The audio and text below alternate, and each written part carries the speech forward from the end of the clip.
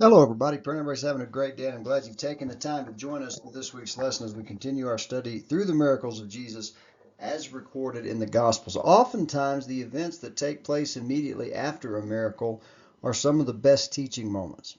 And we just previously wrapped up a study on the miracle of Jesus feeding the 4,000 plus, focusing on Mark's account in Mark chapter 8, 1 through 10. Today we're going to look at verses 11 through 13 of Mark chapter 8, which is the immediate aftermath in Mark's gospel, where the Pharisees come and demand a sign from Jesus. And what we're going to learn in this lesson is how to deal with disingenuous people. We're going to see Jesus do that. And here's three verses on the slide: 2 Timothy 2, 23 and 24, Titus 3, 9 through 11, Matthew 7 and verse 6. These are three verses. I encourage you to study them in your own time that we are going to look at as we go through today's lesson because they have great relevance to what Jesus is dealing with here. But just to give you some background, Jesus has just performed the second recorded mass feeding miracle in the Gospels, the feeding of 4,000 plus women and children. It's recorded in Mark 8, 1 through 10, and in Matthew 15, 29 through 39. We looked at both accounts a few weeks ago, focusing primarily on Mark's recording of this event. He fed over 4,000 people, Jesus did, with just a few small fish and 7 loaves of bread. Next, Mark records how the Pharisees came to question and test Jesus and demand a sign from heaven. Now, this account is also recorded in Matthew chapter 16, verses 1 through 4. Some believe that this is the parallel account of this is recorded in Matthew chapter 16. But we're going to focus on Mark's account. We'll reference Matthew's account a little bit, but primarily focus on Mark's account, which is Mark 8, 11 through 13. It says, the Pharisees came and began to question Jesus. To test him, they asked him for a sign from heaven. He sighed deeply and said, why does this generation ask for a miraculous sign? I tell you the truth, no sign will be given to it. Then he left them, got back into the boat, and crossed to the other side. This is not a friendly encounter that Jesus has with the Pharisees. They're still hostile. They've been hostile to Jesus' ministry. Crowds followed Jesus around wherever he went, but not all the people were welcoming or friendly. The Pharisees, for example, would travel long distances just to watch Jesus and find any excuse to discredit his ministry. Wherever there is a large crowd of people following Jesus, there are sure to be many with their own motivations, sometimes even bad ones. Not everyone who claims to want to know more about the Bible or who comes to church does so because they want to learn more about God and grow in their relationship with Him. Some people are disingenuous. The Pharisees demanded that Jesus give them a sign. Now, in and of itself, that's not a bad request. Jesus was making a lot of claims. Others were making a lot of claims and promises about Him. So it'd be natural to want some evidence that Jesus is who He claimed to be. However, Jesus had already done many signs. Did these not count? Apparently not in the mind of the Pharisees, or the minds of the Pharisees. The Pharisees dismissed all the signs that Jesus had already done and kept demanding more. Their request, in this instance, was not sincere. They had no interest in the truth. They were disingenuous or ingenuous, and we can learn a lot from Jesus' response on how we should deal with these types of people. Mark 8 and verse 11 from the NIV says, the Pharisees came and began to question Jesus. To test him, they asked him for a sign from heaven. So verse 11 says they began to question Jesus. The New American Standard says they began to argue with him. The New King James says they began to dispute with him. The original Greek word translated here means to discuss, to debate, or to argue. And based on the context, the Pharisees are likely trying to get Jesus into a foolish argument. And here we see Jesus live out a command in one of those verses that we looked at the beginning of the lesson. 2 Timothy 2, 23 and 24 from the NIV. And I prefer the NIV translation of these particular verses. It says, don't have anything to do with foolish and stupid arguments, because you know they produce quarrels, and the Lord's servant must not be quarrelsome, but must be kind to everyone, able to teach, not resentful. While originally directed at young Timothy from the Apostle Paul, but all Scripture is inspired of God, Timothy was dealing with some troublemakers at the church in Ephesus. These words have been preserved as examples for all Christians to follow. These are great examples in these scriptures of how to deal with disingenuous people. All scriptures God-breathed. Jesus is fully human, but also fully God. These are Jesus' words, and we see him live them out in today's lesson. In fact, we continually see Jesus living out these words throughout his ministry. He refused to engage in foolish and stupid arguments. He did not involve himself in unproductive quarrels. He was always kind. He was certainly able to teach. He wasn't resentful. And as we'll see, Jesus will not fall into the Pharisees' trap. Instead, he'll simply do exactly what his word says to do. Let's go back to our text in Mark 8 and verse 11. And the Pharisees came out and began to argue with him, demanding from him a sign from heaven to test him. The parallel is found in Matthew 16 and verse 1. The word test is from the Greek word peirazo, P-E-I-R-A-Z-O. It means to test, or can also mean to tempt or to try and trap. The Pharisees are tempting Jesus to perform a miraculous sign, just as Satan tempted him to do in the wilderness back in Matthew 4 and Luke 4. They're trying to trap him. The tenses of the words in the text suggest that Jesus and the Pharisees have been arguing for some time before the Pharisees demand a sign. Matthew's account, if it is the same event, Matthew 16:1, says the Sadducees were there as well. Now, signs were miracles performed by God's prophets to validate their authority as God's spokesman. The Pharisees, however, know of the miracles Jesus has performed. They've witnessed some of them themselves, but they want something more extreme. They want a literal sign from heaven that proves Jesus' authority is from God and not from Satan. Back in Mark chapter 3, 22 through 30, they had accused Jesus of performing miracles by Satan's power, not by God's power. In the mind of the Pharisees, this was not a request for another miracle of the kind Jesus had just performed. That wasn't good enough. Feeding 4,000 plus people with 7 loaves of bread and a few small fish wasn't good enough in the mind of the Pharisees. Why? Why weren't the miracles Jesus had already performed sufficient? Because they wanted God to get his will in line with their own. You see, they're looking for an earthly king to overthrow and drive out the Romans from Palestine.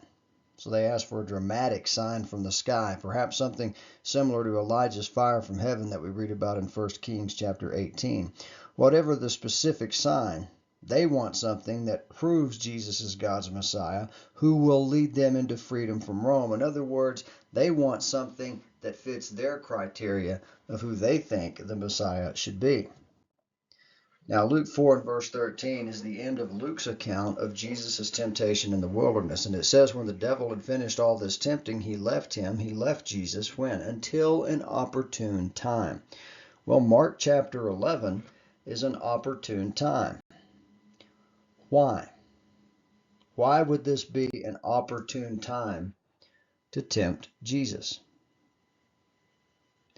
Remember, Jesus, though fully God, was also fully human. Therefore, he had to be susceptible to temptation in order to fulfill the law. Hebrews 4:15 says he was tempted in every way just as we are, yet did not sin. So he had to be actually tempted. In this moment, Jesus is susceptible to temptation. Remember the previous verses, the miracle he's just performed. He's been with a large crowd of predominantly Gentile people, likely in a remote area. He's been there for 3 days and without food. We know that from Mark 8 and verse 2. He's been healing, he's been teaching, he's been busy. Now James 4 and verse 7 tells us that if we submit ourselves to God and resist the devil, that he will flee. This is true, but it doesn't mean that Satan won't come back at the next opportune time. Sometimes that is when we are tired. Remember, fatigue makes cowards of everybody. And sometimes, like with Elijah after Mount Carmel in 1 Kings 18 and 19, or with David just prior to his affair with Bathsheba in 2 Samuel 11, temptation comes when we are on a high of some sort, when we're feeling really good about ourselves. Now, this request for a sign in Mark 8 and verse 11, you see the New King James Version up there, parallels Jesus' second temptation in the wilderness, which you can read about in Matthew chapter 4, verses 5 through 7, and in Luke chapter 4, verses 9 through 12. Satan had suggested that Jesus throw himself from the pinnacle of the temple. Now, if Jesus has done so, that would have proven his significance to God in front of the religious leaders, in front of Satan. If history is any indication, though, the religious leaders would have found some way to give credit for the miracle to Satan, and the people would have simply tried to make Jesus physical king. Neither response would have served God's purpose. It was not in line with his will. And Jesus will face this temptation again when hanging on the cross in Mark 15, verses 29 through 32 talks about that. This isn't the only time that Jesus was asked for a sign, and this isn't the only time that Jesus told him no. In Matthew 12, we have another instance, Matthew 12:38 through 40. Then some of the Pharisees and teachers of the law said to him, this is from the NIV, I'll go ahead and read what's on the slide. Then some of the scribes and Pharisees answered, saying, Teacher, we want to see a sign from you. But he answered and said to them, An evil and adulterous generation seeks after a sign, and no sign will be given to it except the sign of the prophet Jonah. For as Jonah was 3 days and 3 nights in the belly of the great fish, so will the Son of Man be 3 days and 3 nights in the heart of the earth. Matthew 12 is another instance where that generation asked for a sign. In both instances, the Pharisees told Jesus, we will decide what counts as evidence and what does not. No matter how potent a sign it is, we won't believe it unless it fits our criteria. In other words, they want God to get his will in line with theirs. And that's an all too common attitude in modern skeptics as well.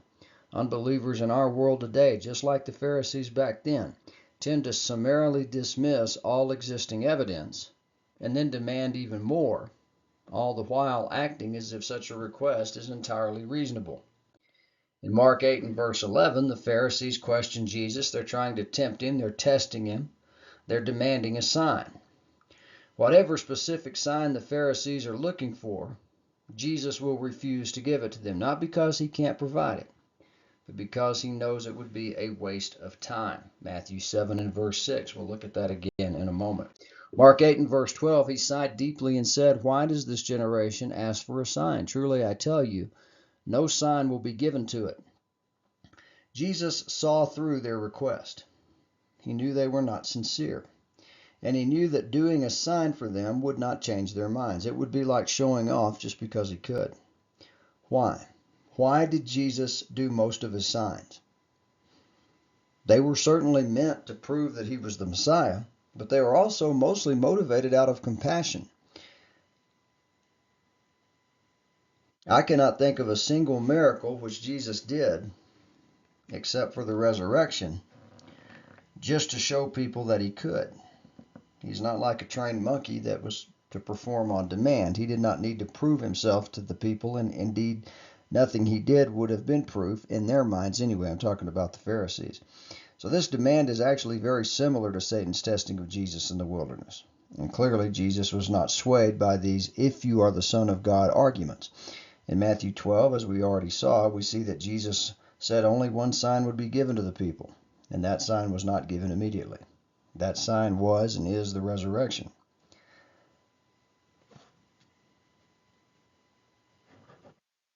This is the greatest and only proof necessary to show Jesus is who he claimed to be.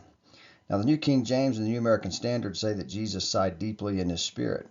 He sighs deeply in indignation and grief. These scholars of the law should have accepted the signs of fulfilled prophecies, but their hearts were hardened. The word generation has many possible meanings and causes much discussion when studying the New Testament. It can mean a genealogical level, but here it means a specific ideology held in a place and time. The term truly is from the Greek root word amen. Literally, it means a truth and serves to bring attention to his word, like saying, know this for certain. In Hebrew culture, this was oath language. Jesus is swearing that the religious leaders who would rather test him with foolish demands instead of studying how he fulfills the messianic prophecies in the Old Testament will not receive another sign except the sign of Jonah, which he had mentioned before in Matthew 12:38 through 40. In Matthew's account, Jesus adds that it's easy enough to determine the weather from the evidences given in the sky, Matthew 16, verses 2 and 3. In Matthew 12, he warns that the queen of Sheba and the men of Nineveh will judge this generation for their foolishness, Matthew 12:41 through 42. Nineveh and the queen responded to Jonah and Solomon, while this generation ignored something in someone much greater.